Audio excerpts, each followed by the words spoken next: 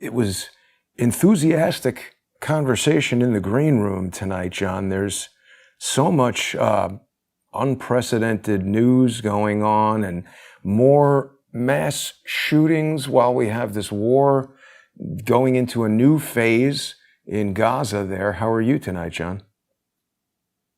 I'm well. Another one of these mass shootings, another mess. This one's interesting in that the shooter's not yet been caught as we're going live. Yeah. And so that's a little bit different than what we've seen in the past. So I got a question. Get into that a little bit. Yeah. There was a mass shooter, I can't even remember where this was. They're so frequent, but there was that trans activist mass shooter who had some manifesto that they were like, oh, we're going to release it, we can't release it, and then they just stopped talking about it. And now what happened to that manifesto? We don't know. But that's like 47 news cycles ago. Right. It's like just in the hierarchy of mass shootings, that's how many mass shootings ago. So, you're asking me to keep track of... You're being cheeky, but it's not really even a joke because this is the way they do it. There's just so many outrageous things happening that you just can't even keep track of the last one. Guess who loves this? Virginia. Langley. Oh, yeah. Again, we've talked about, bread and circuses, right? It is sort of the old terminology. And then we've said, so wait a second. It almost feels like Ringling Brothers Barnum Bailey has come back, and rather than a 3-ring circus, they now have a 9-ring circus. And there's so much going on, you can't possibly take it all. What's going on. There's just you got elephants and you got horses and you got this and that.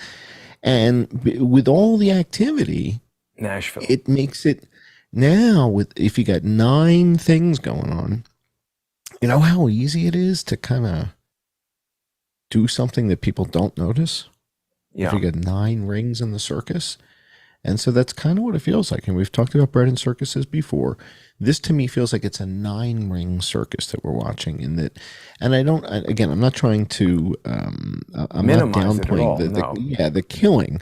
I'm saying that it seems that the news cycle, the mainstream media, the guys in Langley, this works to their advantage because, and the political power in that the things that seem to be weighing on the White House get pushed to the wayside. Exactly. Right. And now all of a sudden, nobody's even talking about Hunter Biden anymore. Everybody's talking about, oh my God, and this, and it's horrible. So this is actually working out fairly well as far as, the attention that the White House was under just, 30 days ago. Or if that even. Now, look at this, John. We're reminded by Marcus, who's with us on Facebook, that this was Tennessee, Nashville, Tennessee, where the shooting happened. Vivek Ramaswamy believes that Governor Lee in Tennessee and the FBI are hiding the Nashville shooter's manifesto. I mean, I agree with him because we certainly haven't seen it.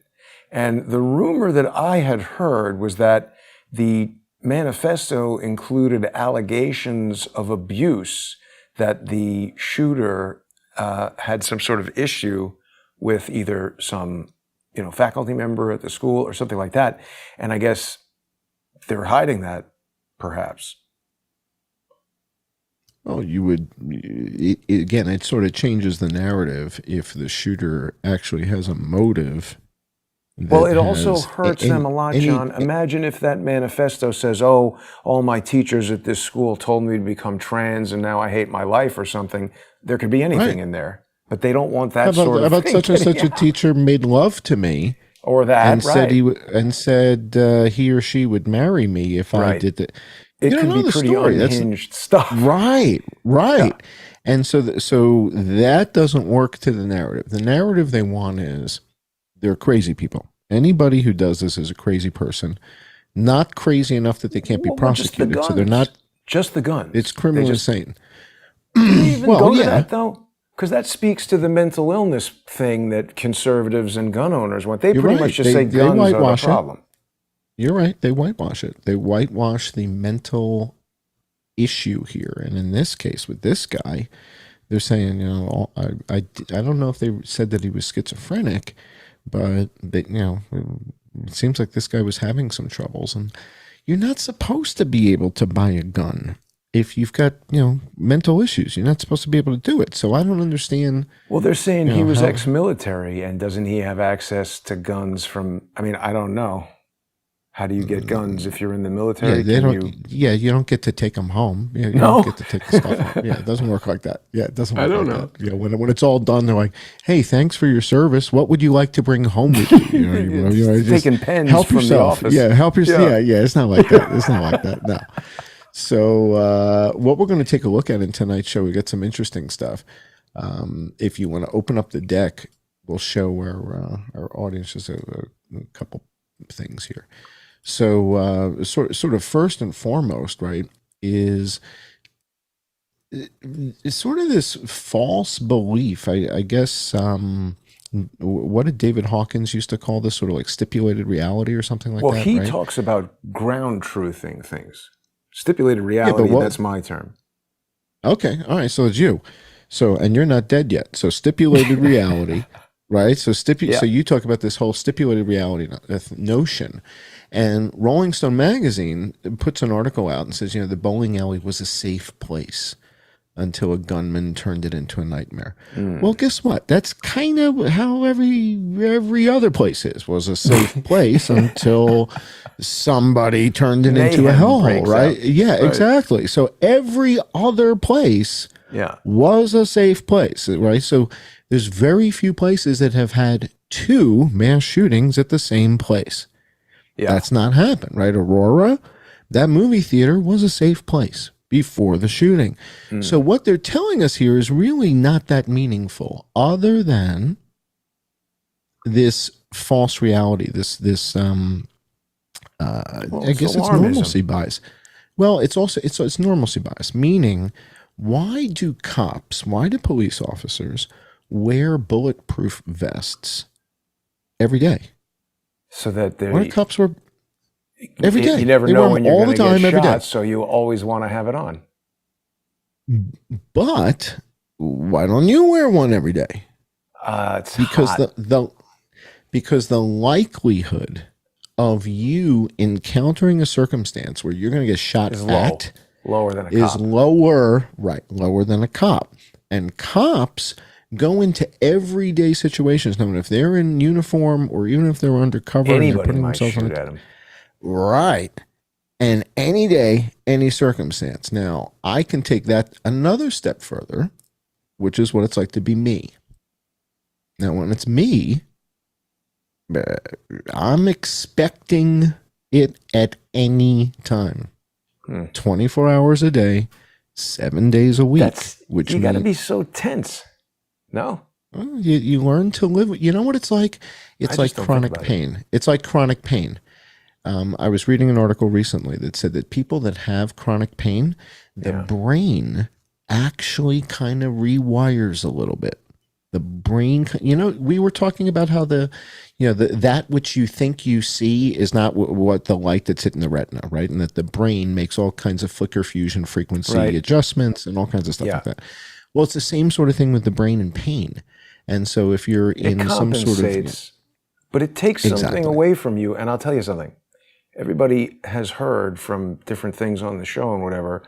Earlier this year, my mother had spinal surgery that relieved a situation that was causing her decades of pain, and it has changed her life. I mean, it's her whole demeanor changed because she was relieved of this constant pain. So, it does that, but it wears on you too. So I'm sorry that you have that. Well, again, you just kind of, at some point, you accept it. Right. Yeah. Or I say, no, I'm going to stop doing this and I'll go drive an Uber instead. Right. So I'll just give up all this. That's pretty dangerous too. They're getting carjacked and beaten up. Right. So, so at some point you just say, okay, look, if they're going to come for me, let them come. You're going to see Waco 2, baby. You're going to see. They're going to be talking about this in New Zealand if they come for me. And the reason is because I haven't broken the law. Right. Right. And I know how incompetent these idiots are. And, it's give me liberty, give me death. I've had a great life. I think we've only got 5 years left. So if they want to come for me, you want a spectacle? Well, let's just not tempt the No. It's all defensive stuff. I'm saying accidentally. They go to the wrong house. We've talked about this on the show. Not only that, did you see this? Every week. This is a serious concern. So earlier today, there was a thing in the Post. This guy who was driving the doxing truck or hired the doxing truck or whatever to tell you who all the Hamas supporters at Harvard were. Somebody called the cops and said he was fighting with his wife in the house and pointed a gun at her. And look at what they said to his house. The cops don't. They swung. But I'm saying you don't need any evidence. You don't need how is this the procedure for the cops that you just anybody calls? They search the residence. That's what I'm saying. How can they search? Right. They need to know who that is who called. How can you just anonymously call the police and send a SWAT team like this? And I've seen, I know it happened to Tim Pool on the air a couple times, right? So they swatted him in the studio live, they're at the door. So that's what I mean. I'm expecting it at the door too. I got 1 pistol, 2 pistols, 3 pistols. Can the police procedure be so deficient? So let's say they accidentally did that at your house and you haven't broken any crimes, and these guys with all the guns come to the door and you start unloading. Cops are going to get killed. You're going to get killed. I mean, how is that not the stupidest thing in the world for them to do? Why don't they say, okay, what's your name? We need to know what your name is because we've never had another call to this house before. There's no don't they send a squad car there to listen and see is anybody doing anything? They just go with a SWAT team right away? Hundreds of thousands of Americans sign up to be in the service. And the minute they do it, and the minute you put on that uniform, somebody somewhere else wants to kill you. Okay, you are now a target, right? And some of those people somewhere else managed to get here through Texas, and now they're here, and they want to kill you, right? And we've seen this at Pensacola. We've seen this at other bases where somehow some guy from Al-Qaeda ends up on base in a training program and gets a gun and starts shooting people, right? So we've seen this happen. This isn't hypothetical. So there's some scary stuff going on out there. But I wanted to come back to this event at the bowling alley because this idea that it's a safe place until somebody starts shooting. Right. Is it a safe place? Because it's a gun-free zone. And so this takes us, that's the thumbnail. Is it a safe place because it was a gun-free zone? And what does that mean? And we were joking a few weeks ago that if you and I were planning a robbery, if we were going to rob a jewelry store or something, and we were planning a heist, and they had a gun-free zone sign in the window, how devastating that would be to a heist, right? Imagine Ocean's 11 and they get to the casino and the sign says it's a gun-free zone. Yeah, and what's Brad Pitt going to do? What's Brad Pitt going to do? It's a gun-free zone, all right?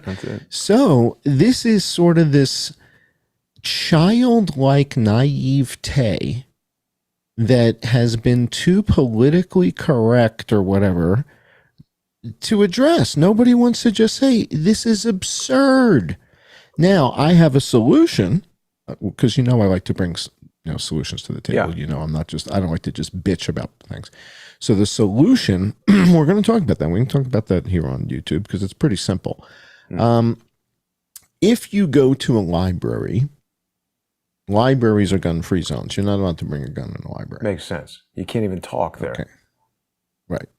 So a gun would be really distractive if I was reading, right? You're trying to read a book and somebody comes in and starts firing in the library. Right. Yeah. So it's a gun-free zone.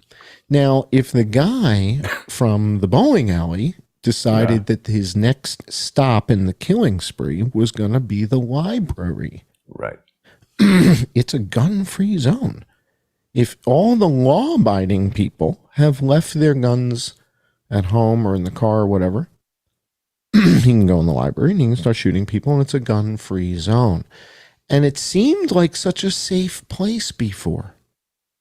It seemed like such a safe, just like the story in Rolling Stone. It seemed like such a safe place before because it was a gun-free zone. you know, the Kilauea volcano seemed so mellow until it erupted, see, right? It's like, well, what the hell kind of logic are we using alarmist, here? That's not what I meant. Yeah. Not alarmist. It's sensationalist. That's what it is. It's sensationalizing it because they're trying to take this event, and it's what they're stating is obvious. It's a bowling alley. Obviously, everything is fine at the bowling alley until somebody starts shooting. But it's just, I mean, I got to tell you something, John. How do we know who this guy, what motivated him? It just seems like they always know who these guys are. There's such a ridiculous set of circumstances.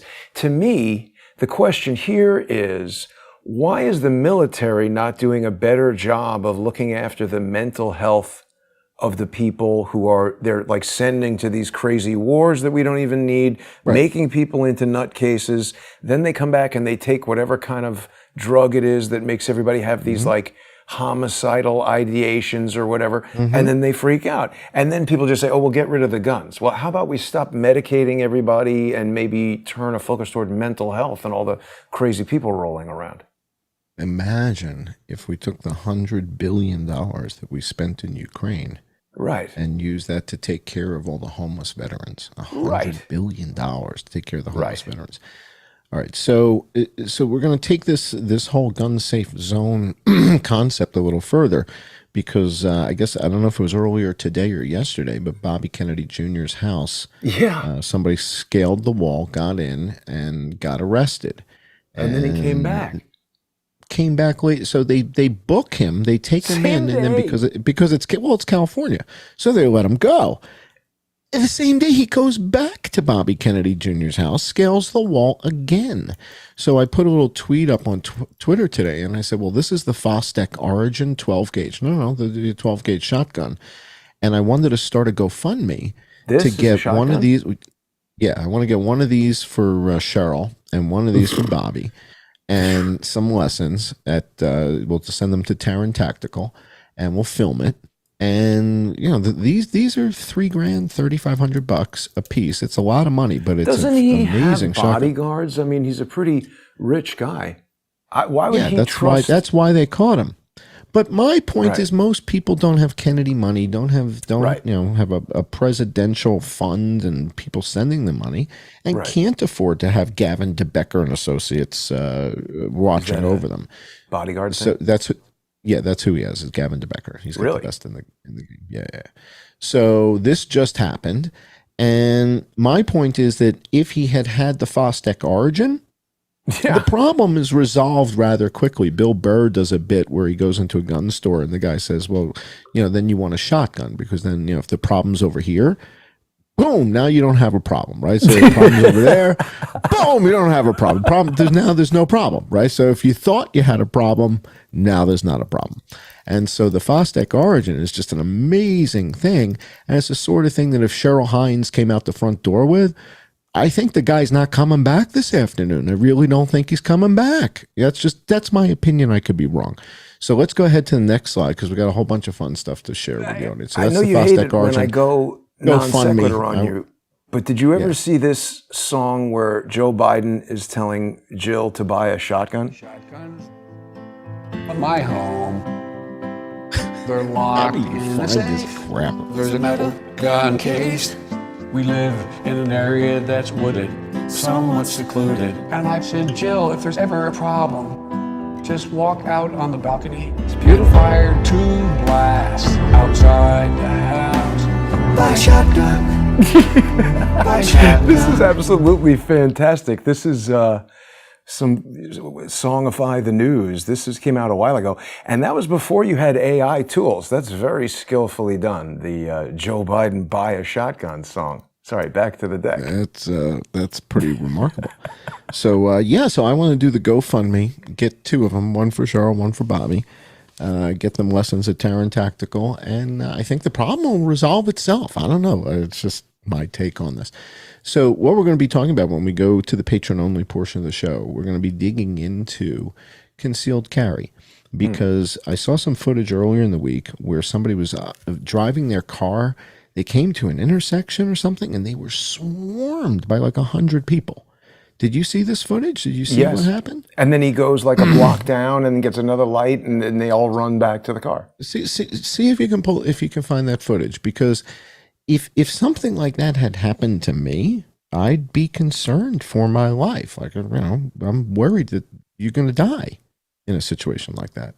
Wouldn't you be? With that many people swarming your car? I would run them over, I think. Well, that's assault with a deadly weapon right there, right? So you got to be careful. You'd have to be careful where you do it. I don't know where I can find that video, but it's harrowing. I think, yeah. So I'm sure the audience knows what I'm talking about. There was somebody operating a vehicle, and then a crowd of people swarm this vehicle, and it turns into bedlam. So what I wanted to explore is this whole concealed carry concept. And we're also going to look at, that's it. That's the footage. You got it. Maybe can you back it up 10 seconds or something? It's just started. So it's this white car that's having, I think, the issue. There's a lot of people. There was another one that I saw. Look at this, smashing the guy's car. There's another one that I saw where this woman it had to be put on. This woman was driving like a Porsche Boxster, and they start jumping on it and smashing the lights, and she just gets out and she's like, "Hey guys, what are you doing? What are you doing?" And I'm thinking, who on earth would do that? Don't get out of your car. Are those motorcycles or bicycles? I think it's people running. Okay, they're running after the car. That's a hell of a crowd swarming toward that car. I mean, see, John. Oh, look! Now it's motorcycles. Yeah, but look, it's blocked. They've blocked off the intersection up there. That's what I mean. That's why the guy gets chained up. So then he makes a U-turn.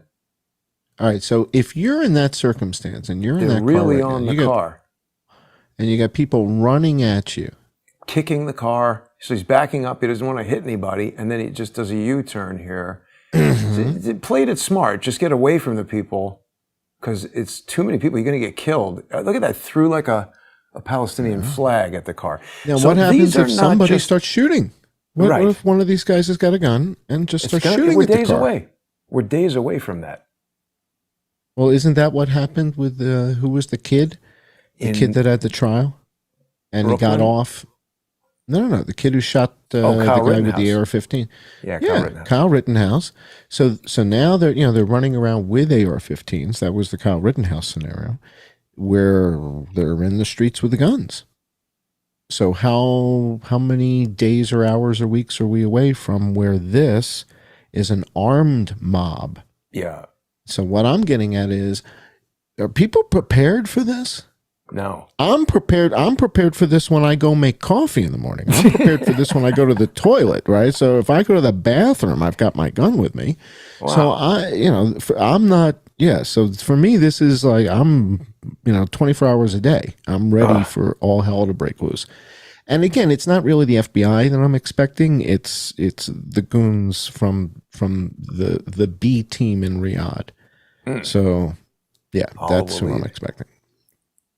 Yeah, well, and Khashoggi's and guys, and Maite bin Abdullah's guys, and Mohammed bin Nayef's guys, and all those guys. They're the guys that don't like Mohammed bin Salman. The guys that want to kill him really don't like the work I'm doing, and the fact that the NSA keeps showing up in my suggestion box is somewhat of an indication that there might be something to my reporting.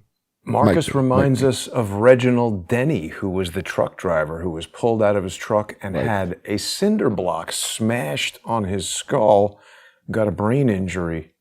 So, I mean, yeah. Now, if Reginald Denny had a .357 Magnum, maybe. Do you think it might? Should have hit the gas is what he should have done. But anyway, listen, we've got to make our way over to the sponsor exclusive segment here. So people are going to be able to join us in just 5 minutes on subscribestar.com/IamJohnCullen, patreon.com/IamJohnCullen, odyssey.com/@crowdsourcethetruth. And John, Monday of this week, George Webb's brother sent an email to YouTube lawyers that I presume they would have perceived as a threat. And that resulted in almost every Crowdsource the Truth YouTube channel being knocked out. So people can still get the legacy Crowdsource the Truth content on odyssey.com/@crowdsourcethetruth. That's totally free. You can also sponsor the show there. Read the Twitter coup report on crowdsourcethetruth.substack.com. Our new Speaker of the House, Mike Johnson, is a personal recipient of the Twitter coup report, and he's read it because I've spoken to him about it weeks after giving it to him. So we'll be back in 5 minutes. Thanks for tuning in, everybody, and a huge thank you to everybody who is sponsoring the show. If you're not doing that yet, now is a great time because you see what social engineers are trying to do with us relative to YouTube.